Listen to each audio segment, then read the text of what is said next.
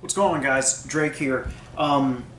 So today we'll be talking about some thoughts on the book, The Amber Enchantress, which is book 3, and Troy Denning's The Prism Pentad Series. Now again, this is a Dark Sun book, so it's D&D, and I'm going to be going off like I did with the last one for book 2 in the series. I'll be reading off the back to get us going into it. That way you kind of get an idea. I'm going to just focus on what's kind of exposed in the back without giving away any main plot points.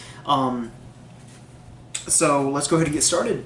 And this one's very cut and dry, but so the dragon of Athis thrives on suffering. He has roamed the wastelands for millennia, stopping only to feast on thousands of slaves. The price of his ill-gained mercy, a single enchantress dares defy him, and she can't do it alone.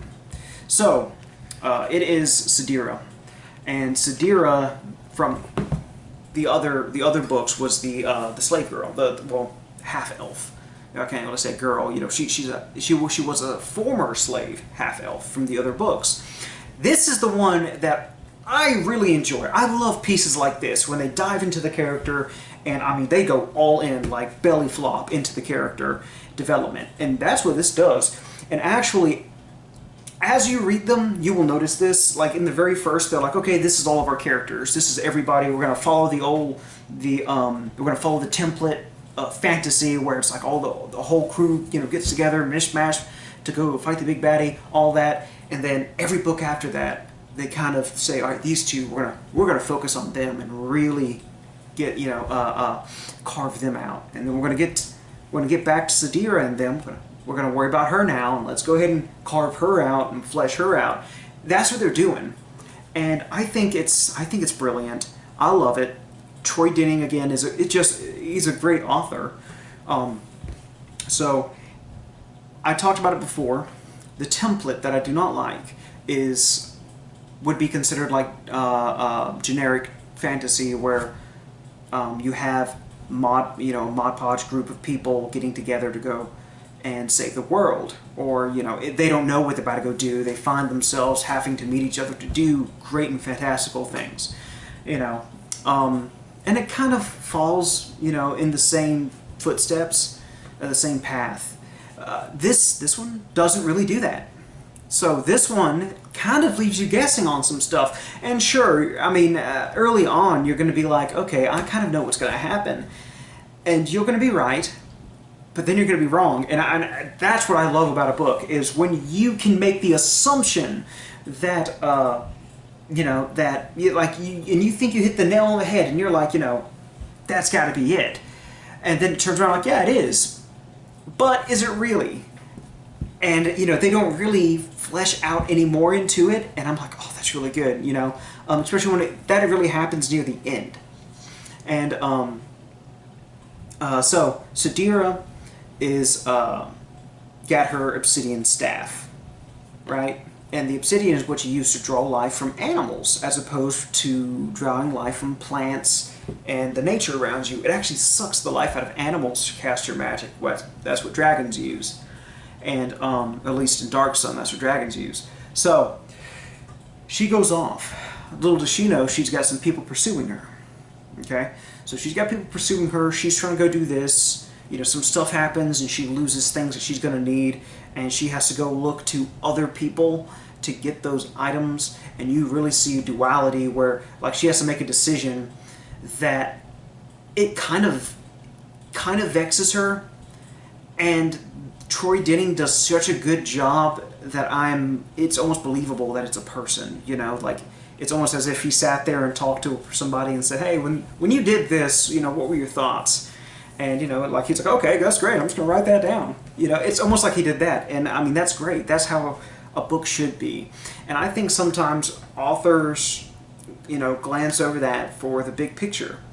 And, you know, they want more of this story. While the story here is pretty simple. Sadira's trying to figure out how to kill the Dragon of Athis, or at least its weakness, or something else about it.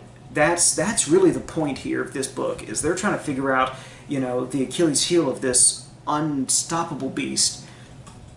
They find some stuff out, all right. you find a lot out. Some stuff, they're not going to really point and say, this is what that means. And it's kind of going to be on you to put some pieces together, or maybe even know a little bit more about the Dark Sun lore. I was going to say Dragonlance, about the Dark Sun lore to really understand. But you can go throughout this entire series without really knowing Dark Sun, and you could dive into book 1, and it will be, you know, easy breeze. As long as you can pick up on context clues, you'll be fine. And the ending of this as well, I actually really enjoy the ending. It really, like, makes you want the next book. I don't know any other way to explain it. It puts you in a state of suspense that leaves you wanting more. And again, with Troy Denning's writing style of being very character-driven to drive his story along, it works. You know, it just works so well. So that's going to be book 3 in the Prism Pentad series for Dark Sun, and that is the Amber Enchantress. And I definitely got to give this one probably an 8, a clean 8.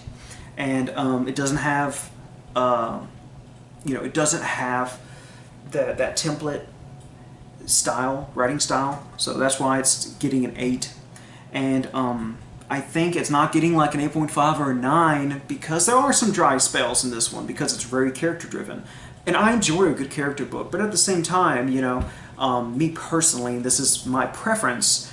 I'm like, all right, well, they've been here for a minute. They've been talking about this. I get it. I get it. Let's move it on. I need a little bit of the story now. I need that spark to drive me into the story some more. You can't just keep feeding me character details.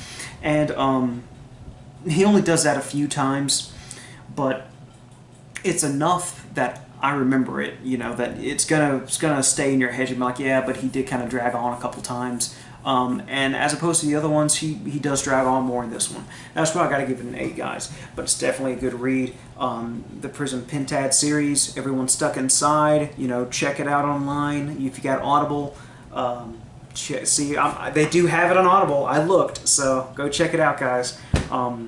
Other than that, just stay tuned.